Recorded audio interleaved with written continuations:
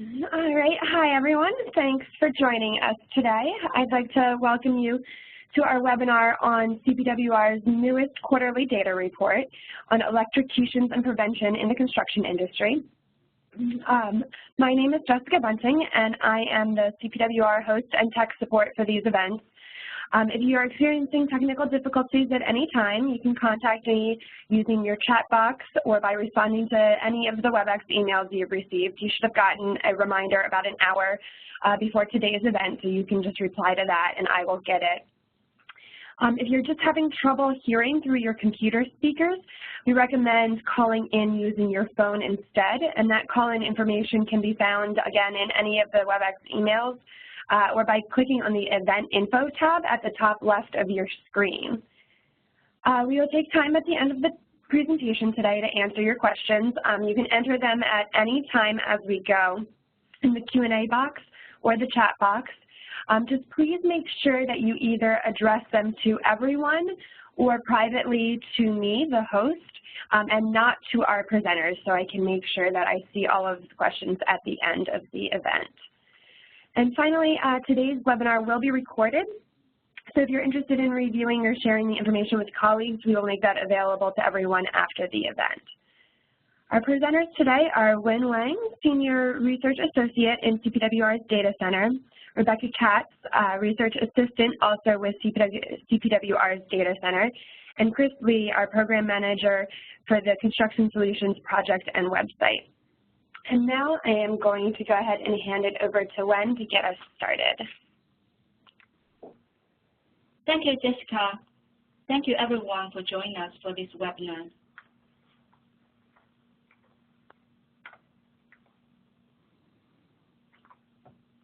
Before I started, I would like to give you a little bit background information about our CPWR quarterly data reports.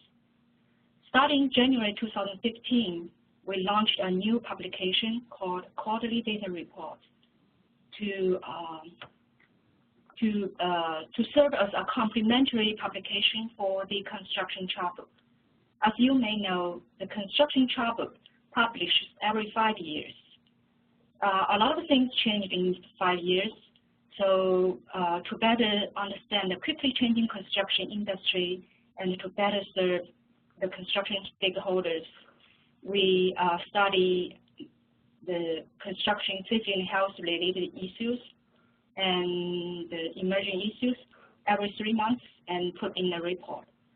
It's almost 3 years now. By far, we have 11 reports, all are available at the CPWR website and easy to download. Our research topics are very broad. We have the employment trend after the recession, temporary workers in the construction industry, fatal and non-fatal injury trend in the construction industry after recession, and etc. Our users are also very broad.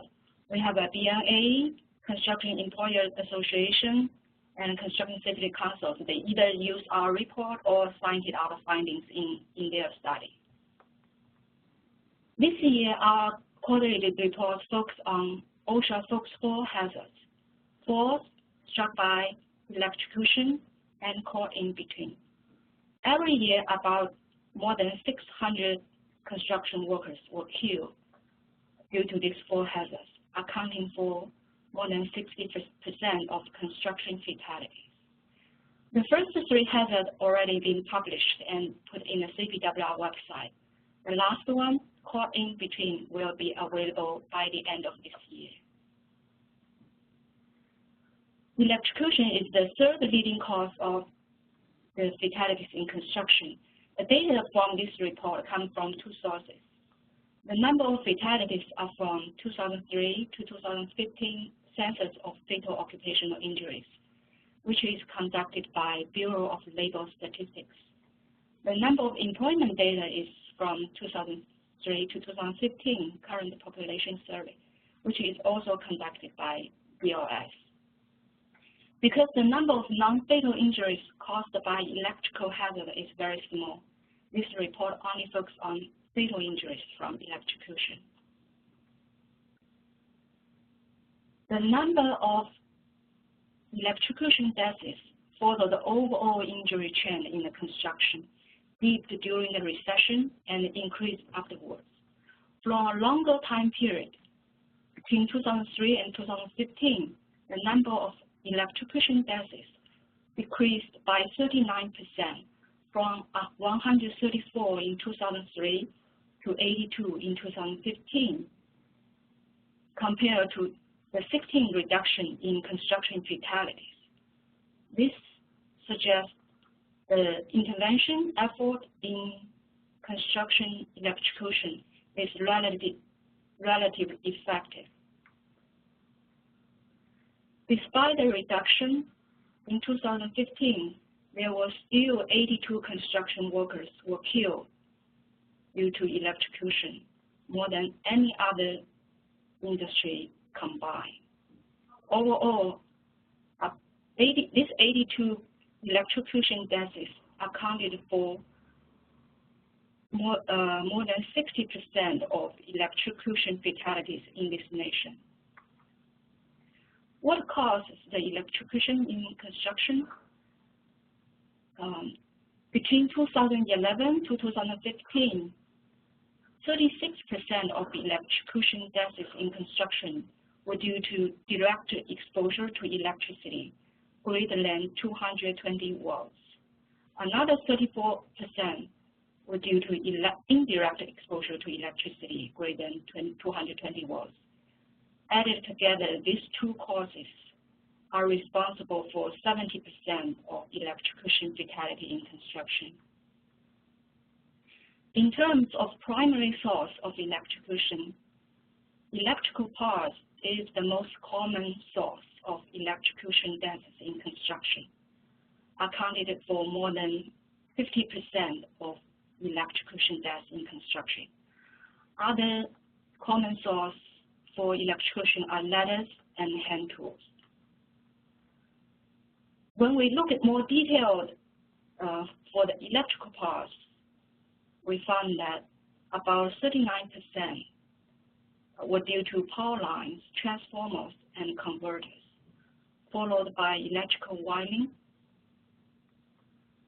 Electrocution deaths were more likely to occur among small establishments. Between 2011 to 2015, nearly half of electrocution deaths occurred among establishments with 10 or fewer employees, which is disproportionately high, given that only 38% of all construction fatalities occurred in such small establishments. If you add these three together, you will find 3 out of 4 electrocution deaths occurred among establishments with fewer than 50 employees.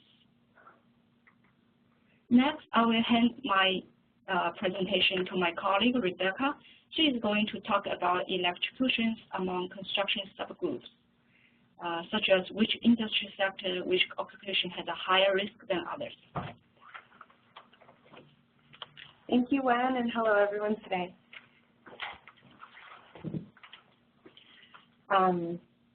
So looking at construction by subsector, the electrical contractors had the highest number of electrocution deaths from 2011 to 2015. 115 electrical contractors died during this time, which is nearly 1/3 of all electrocution deaths in this industry during this time. Utility system construction workers also suffered a high number of electrocution deaths, with 52 deaths during this period. Within electrical contractors, the number of deaths per year fluctuated over time, reaching a high of 46 deaths in 1 year in 2006 and a low of 18 deaths in 1 year in 2011. As you can see by the trend line, however, overall fatalities have been falling. They fell 61%, for example, from the high point to the low point on this chart. On average, from 2003 to 2015, about 23 electrocution deaths occurred yearly in this subsector.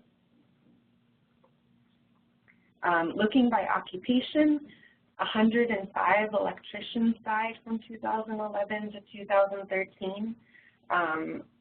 higher than, I'm sorry, from 2011 to 2015, a very high number among occupations in construction. However, looking at risk among occupations, the Powerline installers had a much higher risk than other occupations, represented by the rate of deaths per 100,000 full-time equivalent employees. They had nearly 30. The average rate was 0.8 deaths per 100,000 full-time employee equivalents during this time, which means that for Powerline installers, the risk was 40 times the average employee. For electricians, the number and rate of electrocutions also varied, reaching a high of 40 in 2006, a low of 17 in 2013, but again, as you can see by the linear line, this has been falling over time. During this time, 21 electricians died yearly from electrocution at an average rate of 4 deaths per 100,000 full-time employee equivalents. And in 2015, this was 17% lower than the level in 2003. Looking at Powerline installers, who, if you remember from the other chart, had a much higher risk than other occupations. The number and rate of electrocutions also varied over time, but doesn't exhibit the overall falling rate of the other occupations. They reached a high of 39 deaths per 100,000 full-time equivalents in 2003, and then fell about 60%, or was about 3 times lower in 2010, and then tripled to 2015. The rate of electrocutions varies by different worker characteristics. So on average, from 2011 to 2015, Black non-Hispanic workers and wage and salary workers had a higher risk of electrocution than other workers. Self-employed workers had a lower risk than average. The risk of electrocutions also varied by age group. Between 2011 and 2015, the largest proportion of electrocutions was among workers ages 35 to 44, making it more than a quarter of electrocution deaths. However, the risk fell as age increased, so the youngest workers, those under 25 years old, had the highest risk of electrocutions of any age group, whereas the workers ages 55 and over had the lowest risk. And now I will turn it over to Chris.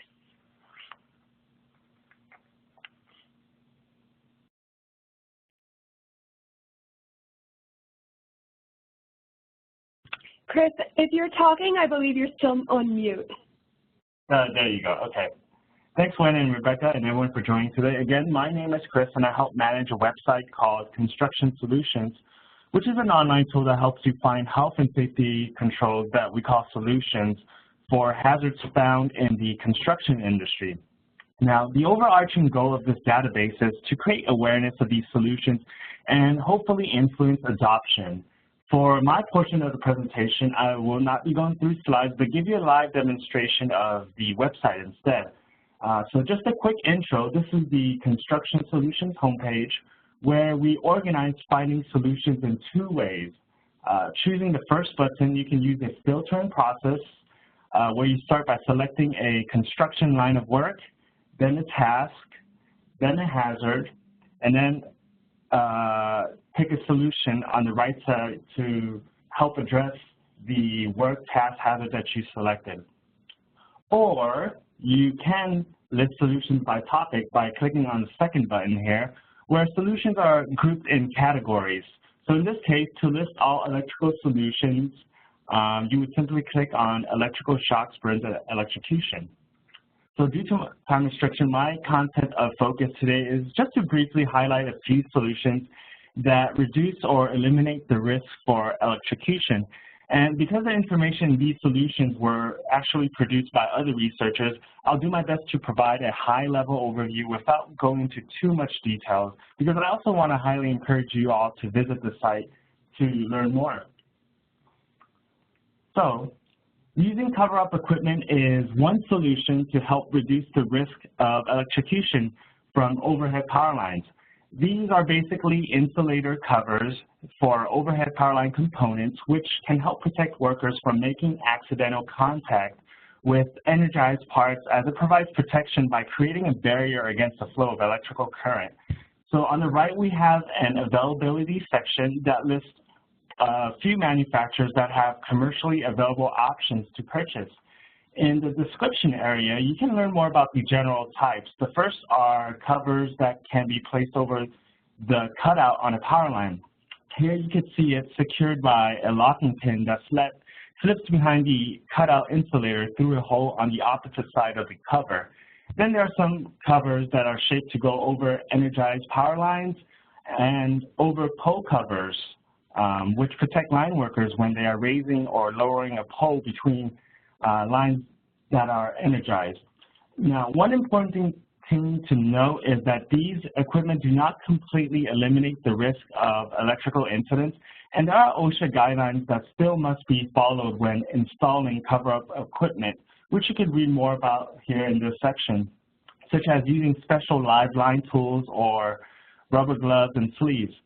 As with any solutions you will see later, when you scroll down, you can learn more about how a solution works, as well as how it relates to reducing the risk and special considerations when using a particular solution. But in general, cover-up equipment is a solution intended for protection from accidental brush contact. Our next solution is insulating blankets. These can be wrapped around energized equipment and fastened down to provide a barrier between workers and any source of electrical current. These may also be safe alternatives when there are no cover-up equipment on live lines, or when cover-up equipment are not appropriate for irregularly shaped surfaces. And notice I use the word may, as with this solution and every other solution, we always encourage to visit the manufacturer's product page for more specific details and usage guidelines on top of the general information we provide here.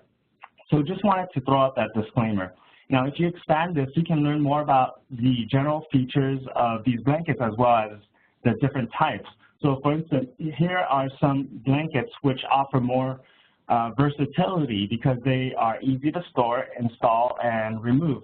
And because it's just a roll of flexible insulation material, they also offer the advantage for workers to custom cut it on a job site to conform it to specific requirements, such as this worker right here cutting a hole around the electrical panel that he's working on. However, the downside is that they have limitations on voltage ratings and the need for clamp fasteners to properly secure the blanket to make sure they don't slip. But then there are also insulating blankets with eyelets, such as this one right here, where there are little holes that allow for pins, snaps, or manufacturer-specific straps to go through and secure the insulating material, as well as other economical options in which you can learn more when you visit this solution. Here we have a solution on insulated tools to work on utility lines that provide and maintain a safe distance from energized parts. Once you expand and scroll down, you can learn more general information about the different types of live line tools, such as hot sticks, centralizer kits, insulated links, among many others, and see which tool is appropriate for a specific application, as well as pertaining guidelines and safety requirements that must be followed. The next solution is more techy and takes advantage of modern age smartphones. Currently, there are geophysical technologies such as ground-penetrating radar or electromagnetic techniques that can measure the physical properties below the Earth's surface and assist in locating underground cables. And we actually have another solution graph that talks about cable locating device, but I'll show that to you towards the end. Now, while each technique can be successful locating cables in certain specific scenarios, it can be less effective in others. So in short, it's always best to incorporate a multi-sensory approach and use as much of these geophysical technologies as possible. And one of them is a geospatial augmented reality system that can be used in conjunction with these others. So for example, there's a software for smartphones called OSView that taps into GIS servers, which are geographic information systems that provide geographic data. So one GIS example can be the United States Geological Server that provides this geographic data to feed into the software. Now, what this software does is then translate the data into superimposed 3D colored markers that indicate the proximity of the power line in real time. It's quite similar to the Pokemon smartphone game, for those that know what I'm talking about. So by using this 3D spatial context with other technologies, this can help workers locate underground cables with better accuracy. Transfer switch for generators is another solution mentioned in the quarterly report. First off, it's never recommended to connect portable generators directly to the electrical main panel of a structure to power building. This is called backfeeding, and here's why. In the event of a power outage, there may be utility workers working on nearby lines trying to restore normal power.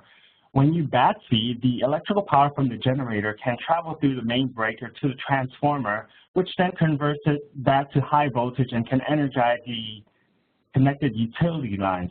So thus, when a utility line workers are restoring power, they're subject to the risk of electrocution. And it goes both ways too. If normal power is restored, the utility power can backfeed to the generator, which may cause a potential electrical arc and result in a fire and explosion, since portable generators have mounted gasoline tanks. If a generator must be connected to a structure, then the electric power must be connected to what is called a power transfer switch. And what this is basically an intermediary device that is installed to a structure's electrical main panel and allows for a generator to plug into. It actively monitors the status of the utility power, which can disconnect the generator when the utility power is restored from an outage. So in short, it switches the load between two sources and prevents each backfeeding into the other. And you can learn more by visiting this solution.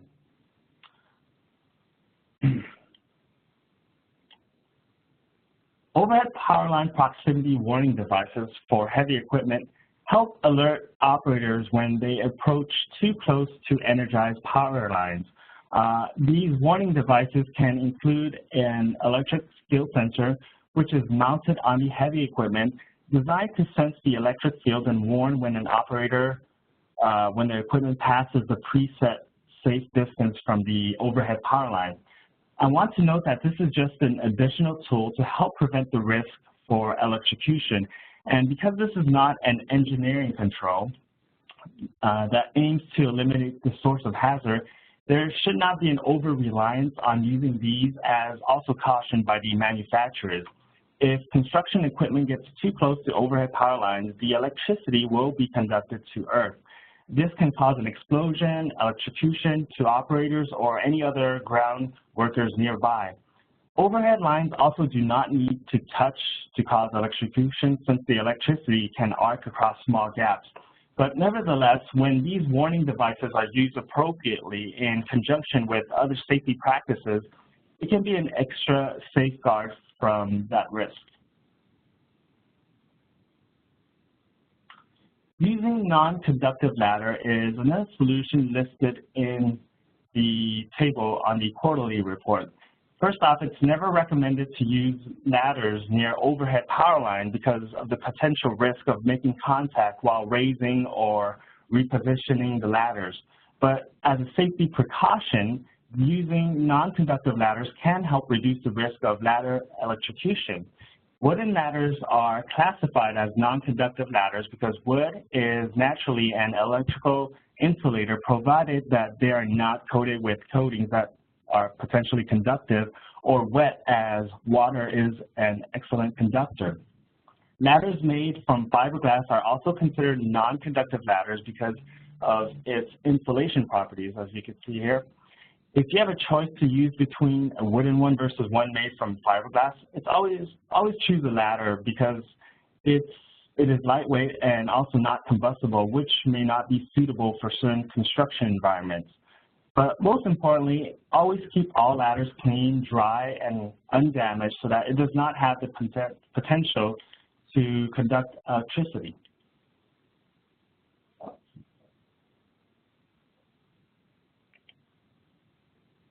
Okay.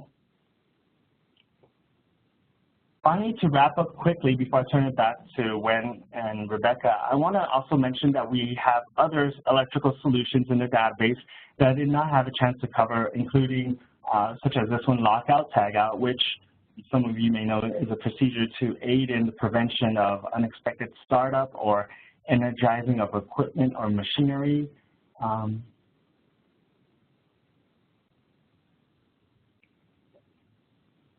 the WebEx tool is blocking my tabs. A grounding ring, which is creating a grounding system in place for multiple electrical systems. Temporary protective grounds talks about grounding techniques as well and has general information such as cable sizing and clamp requirements. We also have drafts on surge protection devices, ground fault circuit eruptors, and some of the geophysical technologies in locating underground cables, aside from the augmented reality option. So with that said, let me stop sharing my screen and turn it back over to Ann and Jessica and Rebecca. Thank you. All right, thanks, Chris. Wen and Rebecca, did you have anything to add? No. Thank you, Jessica and Chris. All right. Thanks, everyone. We will go ahead and take some questions now. So if you have any questions, please type them into the chat or Q&A boxes. And the first one that I have, I believe maybe for Chris. Can you elaborate on the causes and agents of electrocution? I think there was a reference to power lines and electrical lines. I was hoping you could provide more detail on the second reference. On the second reference? Under which slide? Let's see. Jessica, under which slide? Yeah, I don't have that information, so I'm trying to look for it. On Wen's slide. On Wen's slide, oh. When you had a slide on causes of electrocution? Is this one? Yeah, this one. So what's the question again? So do you have any more information about exactly what these different categories entail? Okay, so based on the definition from Bureau of Labor Statistics, this direct exposure means when a worker makes direct contact with a power source, such as touching a live wire or being struck by an electrical arc. Indirect exposure typically occurs when an object is unintentionally electrified, such as when pipe being held by a worker contacts a power line, or when a crane touches a power line, or when electricity is transmitted to a worker through a wet surface. Okay, yes, I think that was the information we were looking for. Thank you, Wen. The next question is there any specific training that could help reduce the number of electrocution deaths among non-electrical workers? What accounts for the favorable trend line over time of electrocution deaths? So sort of two separate questions. Yeah, actually, I think it's a very good question. A lot of people think about the electrocution just for the electrician for power line installers. Actually, it's not. Based on the occupation,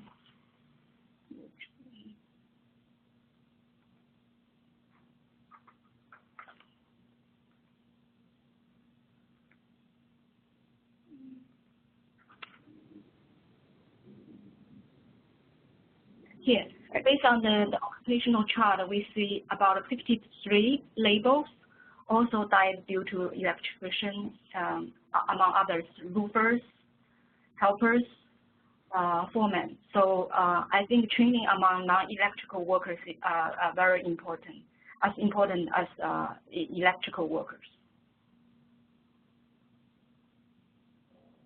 Does that help answer the question? Yeah, and then the second part of the question was what accounts for the favorable trend line over time? And do you have any information on that, or just the numbers? What would explain no. Unfortunately, we don't have that kind of information. We only have the numbers. Okay. The next question is, can anyone access the Construction Solutions webpage? It looks powerful. And I believe that, yes, that is completely open to the public, correct, Chris, and completely free? There are no parts that are restricted?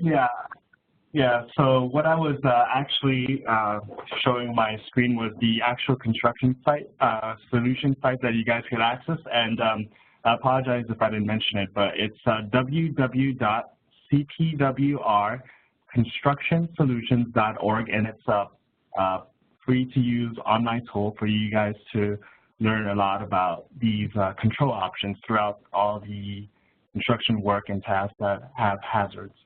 And it could be anything besides electrical too. So when you have time, just visit it, and you could take a look and see what we have to offer. Okay. And I did just type that website in the chat box for everyone as well. Is there any data available about non-fatal shock incidents, or is the problem that these go unreported? There actually is. As I mentioned in the data source page, due to the severity of electrocution, few workers can survive the electrocution. We do have the number of non-fatal electrocution injuries, but the number is too small, so we didn't report it here. But if you go to the BLS website, you can find some, usually a couple hundred injuries every year. Okay. This one, I don't know, Chris, if you know about any of this from the solutions database, but are fiberglass extension ladders a practical solution? I know that the manufacturers do offer it. Earlier when I was just kind of browsing through the availability list, what it is like the side railings of these extension ladders are made from fiberglass, so there's a less likelihood for them to conduct electricity from accidental contact with, any overhead power lines, and provided that you keep it in a very clean condition and dry. So because these manufacturers offer the fiberglass, I would assume that it is one of the safeguards to help, reduce the likelihood of being electrocuted. But always check, I would say check with the manufacturer itself to see if it is appropriate for that type of work. But usually when it's made from fiberglass, my understanding is that it helps reduce the likelihood of conducting electricity. Okay, and I apologize if you mentioned anything about this, but is there anything in there on control measure for arc flash specifically? Arc flash. The top of my head. I guess my understanding is like it's a type of electric shock that occurs. Yeah, so I don't know if the solutions database gets that specific. Yeah, because most of the items we have to deal with overhead power lines and underground cables, but arc flash, I'll have to take a look because there's a few more, and there might be some mention about that subject or topic within one of each of these solutions. So I'll have to take a look. If you could go ahead and send me his contact information, I could get back to him. Sure. Yeah, okay, so we'll follow up offline for that. Okay. The next question is a data question. Do you have similar data from years prior to 2003? And if so, are you able to share that or send a link after the fact? You mean before 2003? The yes, data before prior to 2003. Yes, we do have. Because Bureau of Labor Statistics started collecting data since 1992. The reason we did not show the number before 1992 is because the industry classification changed, and also it's a very long time period. So we did not show that. If you are interested, we can send you the data and the link. Okay. Sorry, everyone, for the sirens going on outside of our office right now. So I will follow up with the person who asked that question, and then if anyone else wants the data from earlier years, just shoot me an email, and I will follow up with you as well. And the next question, sorry, go ahead. Oh, no. I was going to say, just to add, maybe the electrical insulating blankets is one that helps address arc flashes. Okay. The one, yeah, so. Thanks. Yeah, and we can do some outreach on that as well to get more answers if they're not in solutions already. The next question is about getting a copy of the slides from today, and I will be sending out a PDF of the slides along with the recording of today's event. You should all receive that by the end of the week. Let's see. I believe that was all of our questions. We have just an FYI here from Laura Boatman that in California they are currently developing a new training curriculum on electrical hazards for non-electricians. So that is great to know, and please, Laura, definitely keep us apprised of that so that we can share it with others who are interested when it's completed. I think that is it. Someone does have their hand raised. So if you do have a question, I unfortunately cannot enable you to ask it verbally, so please type it in, or since we're wrapping up, if you have any questions that were not answered, you can just email me at any time. Like I said, I will be sending out copies of the presentation and the recording, so you can respond to that email as well with any follow-up questions, and we will do our best to get them all answered after the event today. All right. And thank you, everyone, again for presenting, and thank you all for attending. Thank you. Thanks, everyone. Bye. Take care. Bye.